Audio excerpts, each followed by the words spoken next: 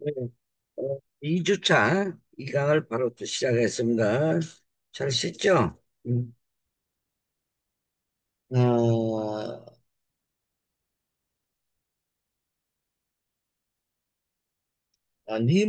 니머는 사회복지윤력이라는 하나의 완성된 학문 체계를 염두에 두고 이 체계를 체계 구성 부분들을 중심으로 다음같이 구분하기도 했습니다. 첫째, 사회복지 기본가치의 원칙. 두 번째, 사회복지 분야에 발생하는 윤리적 갈등의 본질과 성격. 세 번째, 윤리적 의사 결정. 네 번째, 사회복지 실천 과정에서 발생하는 윤리적 가실과 입법행위, 다섯 번째, 사회복지 윤리 교육과 전파 등. 또한 임원은 사회복지 발달사 측면에서 윤리적 중요성을 강조했습니다. 첫 번째, 당년은 19세기 후반의 형식적 직업으로서 사회 사업 단계.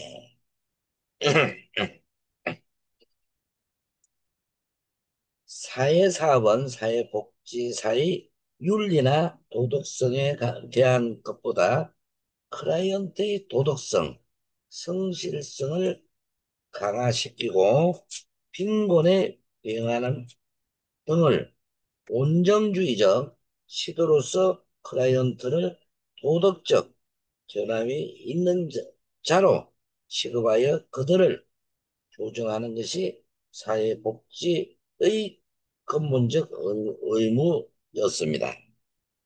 두 번째 단계 20세기 초입니다. 사회복지의 가치 목표가 주택, 건강위생, 고용, 빈곤, 교육 등의 사회 문제와 관련된 개혁으로 전환되는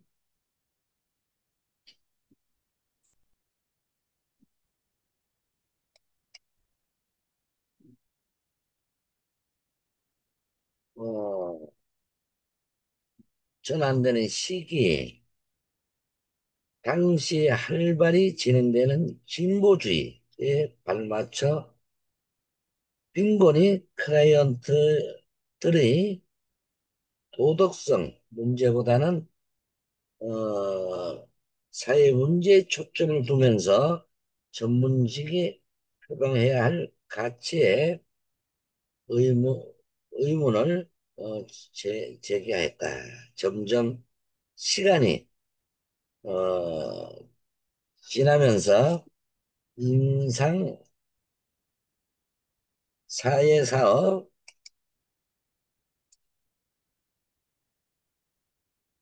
심리치료, 사회복지 정책과 행정, 지역사회 조직이나 사회계획과 같은 사회복지 미래에 대한 논쟁으로 변해갔습니다.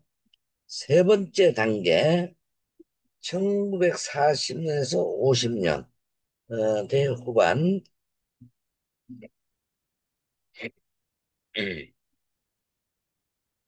사회복지사들의 윤리와 도덕성에 관심을 두었던 시기입니다. 1919년에는 윤리학의 전문규칙을 만들기 위한 시도였으면 1922년 미국 가족복지연합은 윤리적 문제에 대한 윤리위원회를 소집하였습니다. 또한 1947년 미국 사회사업가 대표회의는 윤리 강령을 채택하였는데 존엄, 윤리성, 인간에 대한 가치 자율성, 존경, 정의, 평등과 같은 가치에 관심을 두었습니다. 네 번째 단계, 사회복지가 사회정의, 권리, 개혁 등을 윤리적 구조에 관심을 보이기 시작했다. 그 정도만 아시면 되겠고요. 다음은 사회복지학의 윤리학.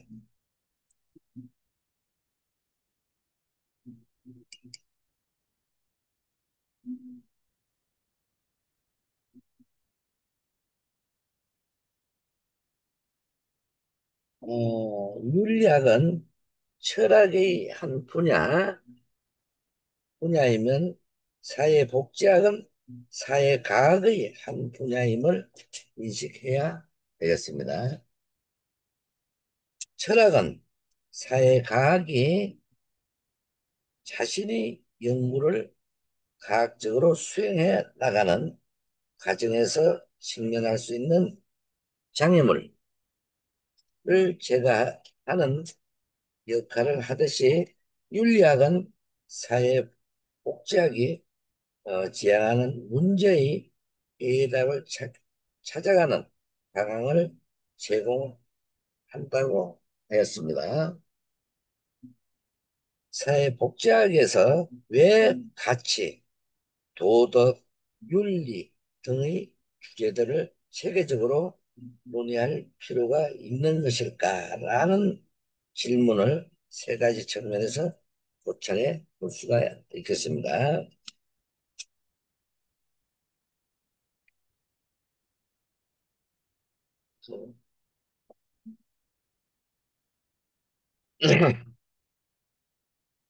첫째, 존재론. 나와서 존재론적 측면에서 사회복지의 사회적 존재, 성격에서 윤리적 논리의 정당성을 도출해내면 사회복지를 다른 학문이나 전문직과 구별할 수 있는 가장 근본적 본주가 바로 도덕이라는 것이다. 이런 입장에서 정량으로 사회복지사 명가 본질의 도출에 역사적 접근 방법 구사 현재 사회복지 전문직의 비도덕적 경향에 대한 비판을 할 수가 있겠습니다. 현재 미국 사회복지 실천 활동이 갖는 가장 중심적 특성을 사회복지사 혹은 사회복지기관이나 클라이언트와 맺은 전문직 관계라고 보고 클라이언트의 전문적 관계가 어, 갖는 존재론적 특성으로부터 윤리적 논리 필요성에 대한 정당성을 도출하고 있습니다. 둘째, 인식론.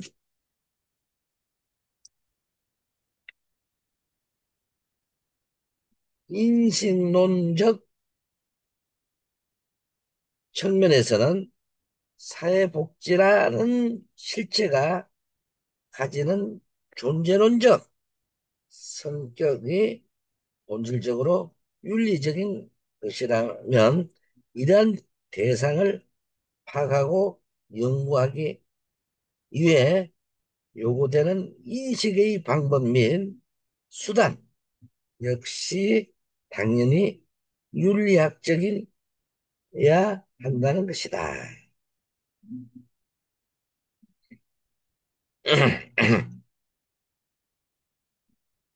사회복지는 경험주의에 근거한 사회과학적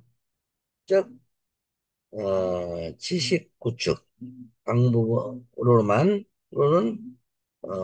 충분히 파악할 수 없는 인간관계를 둘러싼 의미 있는 신념체계라는 고유한 명령을 가지고 있으면 이러한 현상을 분석하고 연구할 수 있는 인식 도구가 된다는 주장을 일관되게 하고 있음을 알아야 되겠습니다. 셋째, 사회복지학 분야의 논리적 추방 방식이 가지고 오류를 지적하면서 간섭적으로 윤리학의 존재 근거를 정당화하는 입장이다. 사회복지 분야의 윤리적 본질을 강가하고 단순히 경험적인 사실들로 환원될 수 있는 변수들만으로 구성된 분석 모델을 사용하여 진행되는 논리적 추론은 본질적으로 한원주의의 오류를 범할 수밖에 없겠습니다. 그 이상의 세 가지 측면을 고려해서 사회복지와 윤리를 몇 가지의 지향성을 설명하고자 합니다.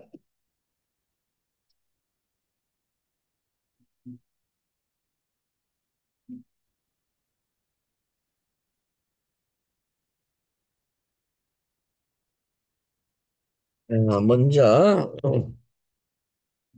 온정주의적 지향, 우회 방문단과 자선조직협의회 회원들이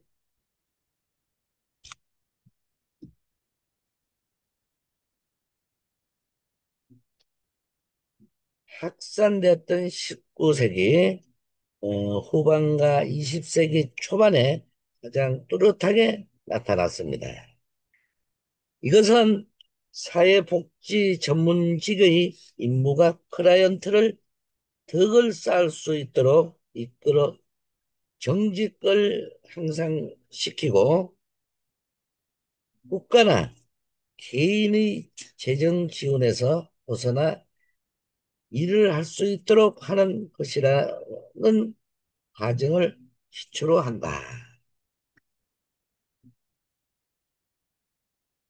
주요 목적은 기약, 노숙, 실업, 그리고 빈곤한 자들의 내적 자원을 끌어내어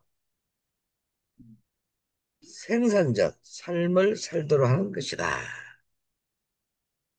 즉, 사회적 기능이 약화되고 어려움에 처한 사람들을 돕는다.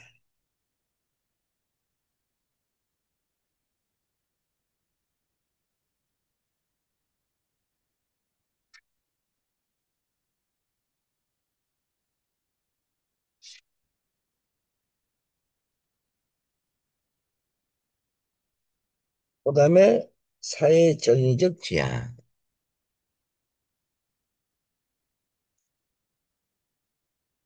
이 관점에 따르면 의존은 근본적으로 문화와 경제적 삶의 구조적 결함이다. 빈곤, 실업, 범죄, 정신질환은 도덕적 지각을 잊어버린 문화의 소산이다.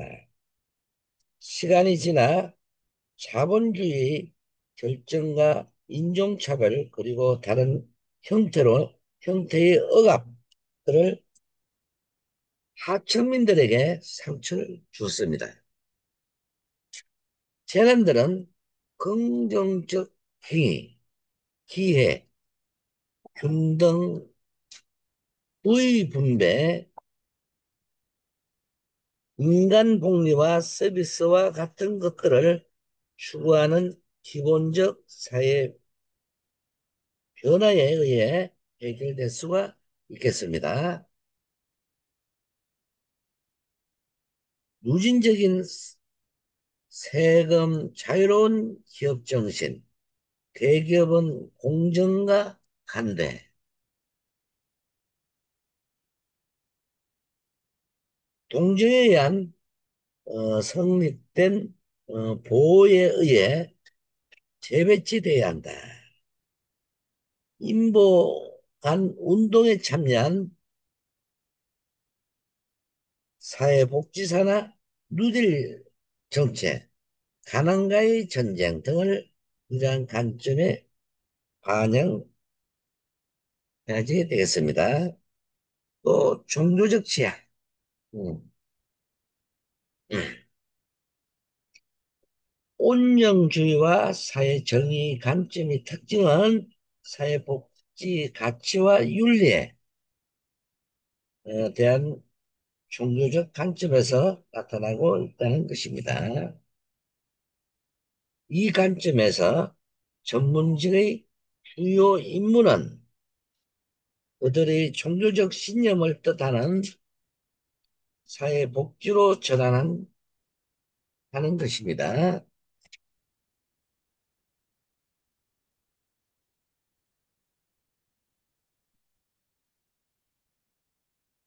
예를 들어 박애는 개인과 신,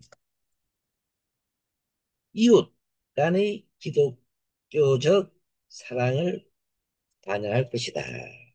네 번째,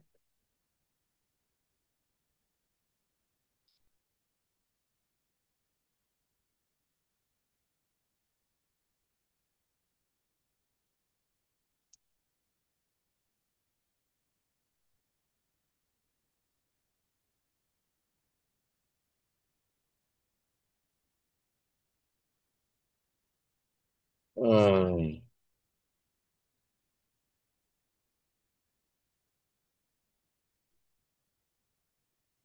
임상적 제한, 가장 최근 개별 사회사업, 가족 사회사업, 집단 사회사업에 일어난 윤리적 딜레마의 비중을 둔 것으로 사회사업에서 가치와 윤리 부분에 대한 반영이다. 1970년대 후반에 나타난 이러한 현상은 전문적 윤리에 대한 관심이 동시대적 흐름이다. 여기에서 중요한 점은 클라이언트 비밀 보장, 특권화된 의사소통, 정보에 근거한 동의, 공건주의, 이익의 갈등, 밀고 법의 준수, 기관의 규칙에 관한 논의이다. 특히 이러한 관점의 특징은 윤리적 결정과 전문적 사명의 갈등 해결이다. 가치 충돌과 윤리적 딜레마를 강조한 이 관점은 클라이언트와 사회복지사의 가치관계에 대한 관심을 지속시키는 부분에 근거를 둔 것이다. 다섯 번째, 방어적 지향. 최근 사회복지의 가치와 윤리에서 중요시되는 부분은 방어적 태도가 무엇을 지칭하는 것인가를 설명하는 것이다. 개별 클라이언트, 가족, 지역사회, 각계각층의 사회 조직원을 포함한 클라이언트의 이익에 대하여 윤리적 실천을 정진하는 것을 강조하고 있는 임상적 관점에 대하여 방어적 관점은 실천가의 보호에 초점을 두고 있다.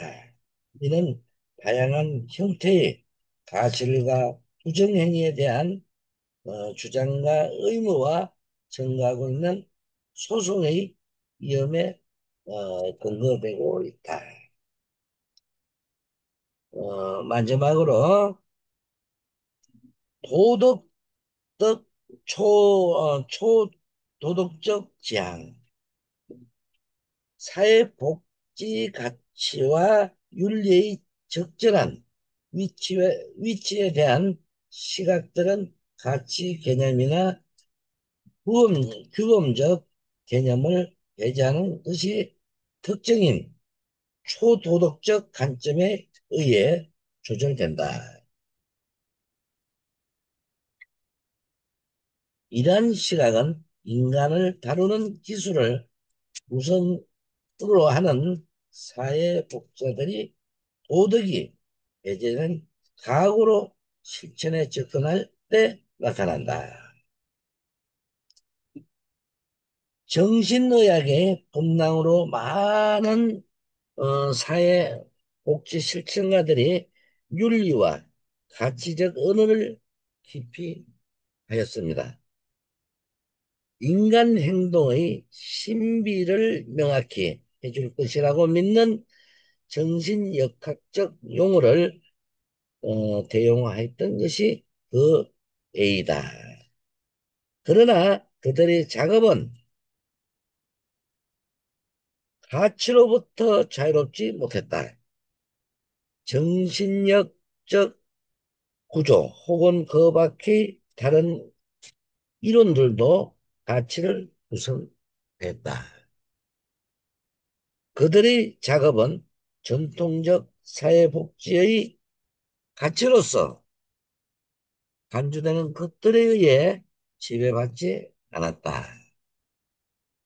정신치료 기술, 프로그램 평가, 비용 편익 분석과 같은 가치 중립적 연구를 전략적으로 하는 오늘날 사회복지사들 또한 마찬가지다.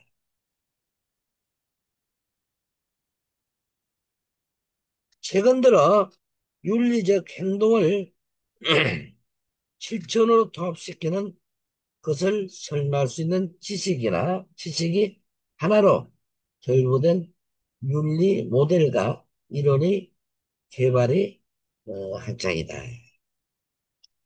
사회복지학과 윤리학은 가치적 측면에서 연관성을 지니고 있다. 사회복지학에서의 가치는 첫째,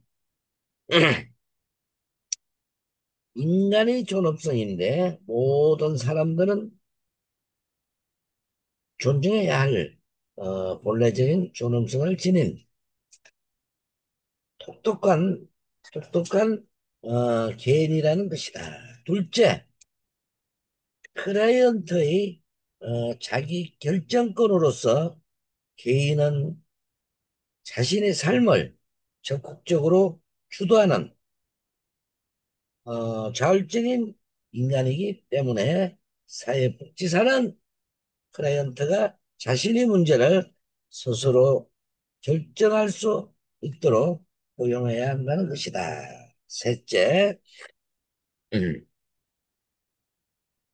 사회 연대성의 원리인데 이웃의 복지에 대한 관심과 배려를 의미한다. 즉, 인간은 누구나 홀로 살아갈 수 없고 공동체 구성원들이 다른 사람이나 단체와 관련을 맺고 운명을 나누는 삶을 살고 있다. 이런 삶에서 사회 구성원으로서 개인이나 단체가 다른 구성원들과의 관계에서 지내야 할 태도가 바로 연대성이다.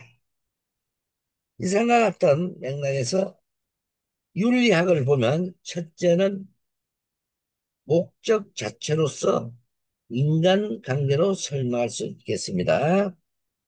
인간은 단지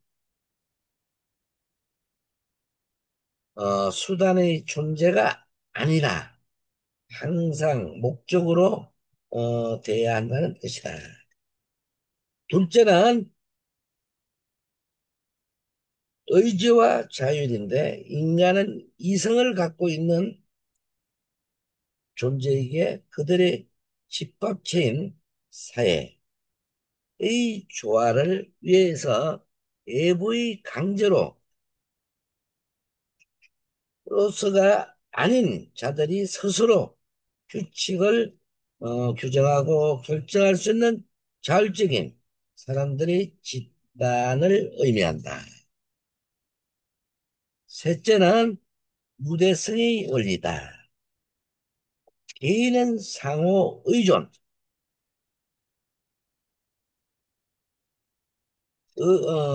상호 의존적이며 서로 간의 사회적 책임을 진다는 것입니다.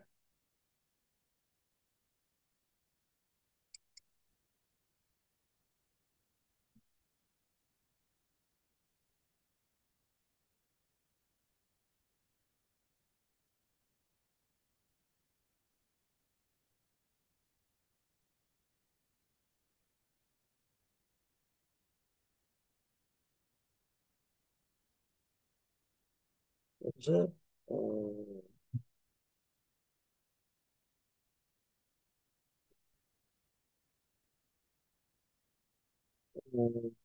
버드에서 가장 인기 있는 강의가 철학이라고요. 이렇게 나와서 있네요.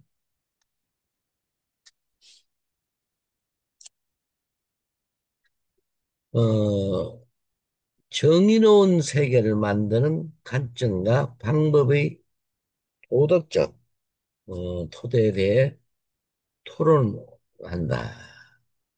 미국이나 영국에서 철학 강의가 누리는 인기, 인간성에 대한 새로운 패러다임을 요청하는 시도. 인생은 단 한 번뿐이다. 남은 인생을 살지 말라. 너희 목마름을 추구해 달라. 바보 같아도 좋다. 인문학은 주인의 학문이다. 이렇게 되어 있는데 내용을 한번 살펴보자고요. 시간이 좀 남았는데. 자, 미국 하버드 대학에서 가장 인기 있는 강의는 마이클 샌델 교수의 정치 철학이다. 합쳐서 7천 명이 안 되는 하버드 대학 학부생 중에서 수강생이 800명에 이룬다. 이 강의의 주제는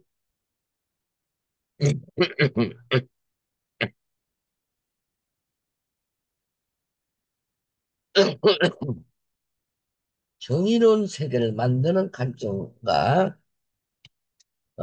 방법의 도덕적 토대이다. 아주 관념이 아니라 현실을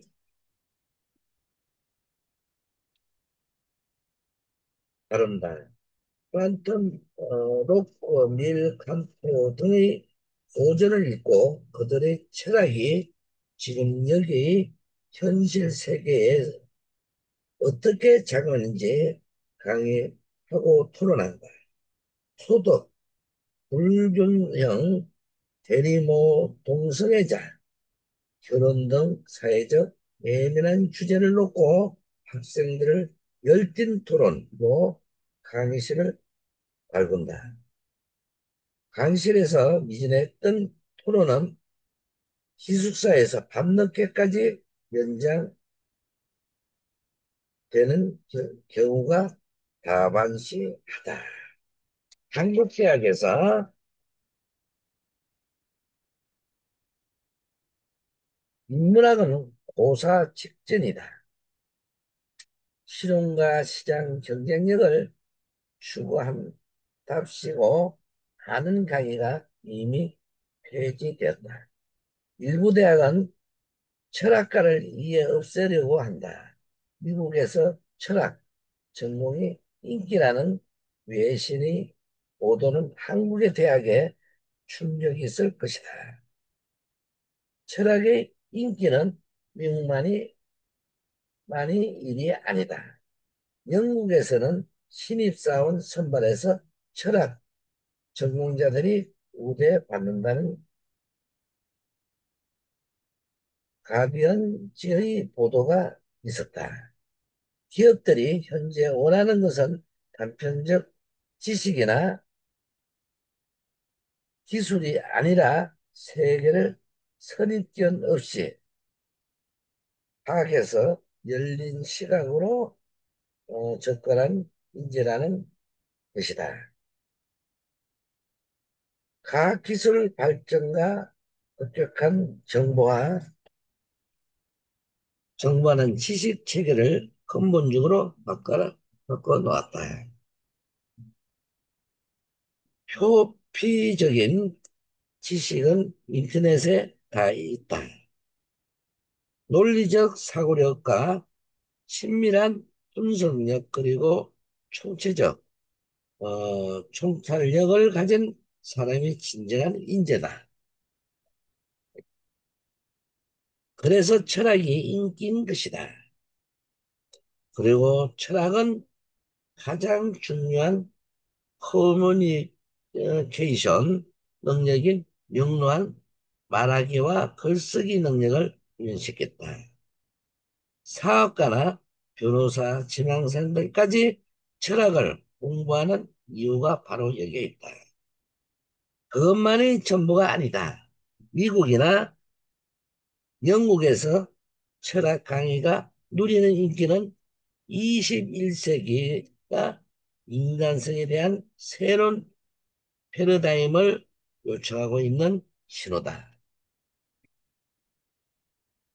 기여를 한 단계 올린 정신문화가 과학 발전과 정보화에 부응하는 새로운 패러다임을 이미 만들어내고 있다. 애플 컴퓨터의 창업자인 스티브 잡스가 좋은 애다. 맥킨토시 컴퓨터를 만들어 낸 컴퓨터를 인간화시켰던 그가 바로 아이팝으로 세계를 석권하여 젊은이들이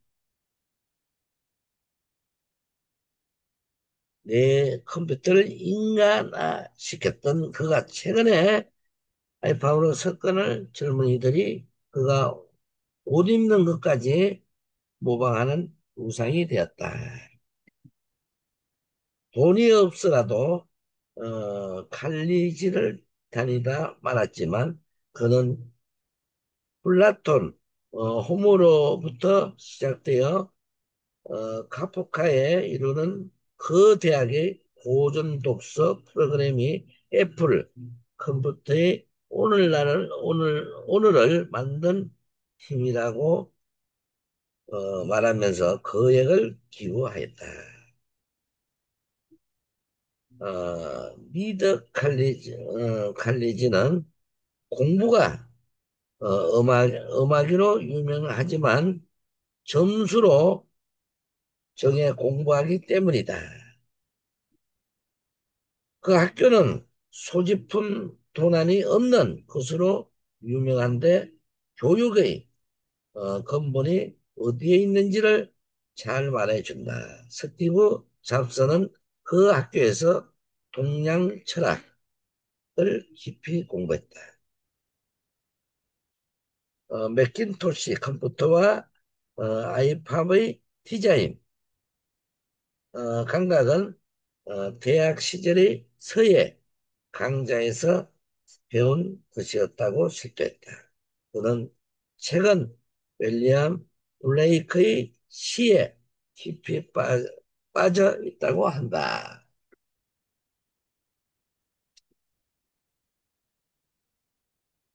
스티브 잡스 배출한 리더 칼레지와 같은 소규모의 그러나 진정한 탐구를 도와주는 리버럴 아처 칼리지가 미국에는 100여 군데나 있다. 거기에는 남들에게 바보 같아 볼지라도 자신만의 주제를 붙잡고 공부에 목마른 학생들이 가득하다. 초등학교로부터 대학까지 줄 세우기와 점수 경쟁에 시달리는 학교의 학생들 중에 스티브스 잡스와 같은 인물이 나오기를 바랄 수 있을까? 스탠퍼드 대학 졸업식에 청바지를 입고 나와 연설한 스티브 잡스는 축사에서 이렇게 말했다. 인생은 단 한 번뿐이다. 남의 인생을 살지 말라. 너의 목마름을 추구해라. 바보 같아도 좋다. 바로 이런 태도가 대학에서 철학을 공부하게 만들고 인문학 강의를 듣게 만든 인문학은 주인의 학문인 것이다. 한국의 대학도 인생의 주인을 길러야 한다. 이렇게 내용이 되어 있네요. 그 다음에 도덕은 어,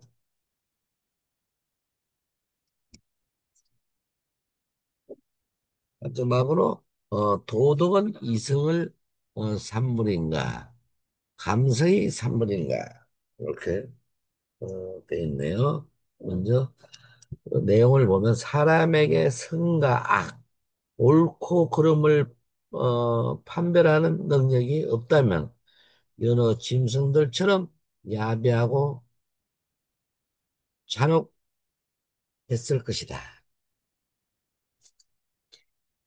이성과 감성이 윤리적 판단에 미치는 영향을 분석하는 과학자들이 선호하는 시나리오, 어, 틀론리 문제, 어,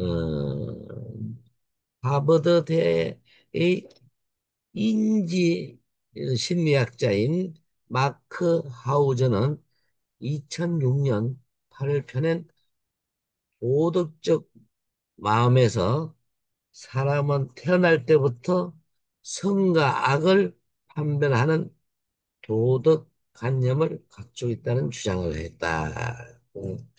돼 있는데, 근데 사실 철학이라는 게 굉장히 어려워요.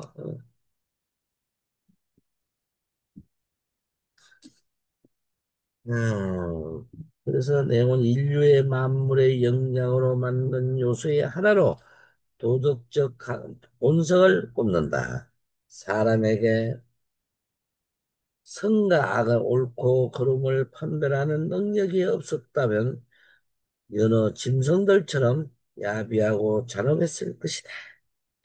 철학자들은 윤리적 판단이 이성과 감성 어느 쪽에 의해 가능한 것인지를 놓고 오랫동안 다투었으나 해답을 얻지 못했다. 관념론자인 독일의 임마누엘 칸트는 옳고 그름은 철학적으로 으로 판단된다고 주장한 반면 경험론자인 영국의 데이비드 휴먼 도덕은 판단되기보다 느껴지는 것이라고 주장했다. 이성과 감성이 윤리적 판단에 미치는 영향을 분석하는 과학자들이 선호하는 시나리오 틀논리 문제이다. 틀논리는 손으로 작동되는 전차이다. 틀논리 문제는 두 개의 시나리오로 구성된다. 하나는 틀논리의 선로를 변경하는 시나리오이다. 틀논리가 달리는 선로 위에 5명이 서 있다. 틀논리가 그대로 질주하면 모두 죽게 된다. 틀논리의 선으로 바꿔주면 모두 살릴 수 있다. 하지만 다른 선로 위에 한 사람이 서 있다. 술을 병거하면 그 사람이 죽을 수밖에 없다. 다른 하나의 시나리오는 플로리 앞에서 한 사람을 밀어 넣는 것이다. 아이고, 벌써 시간이 다 됐네요. 2주차 수고들 많았습니다. 2주차 여기서 마치겠습니다. 다음 주 뵙겠습니다.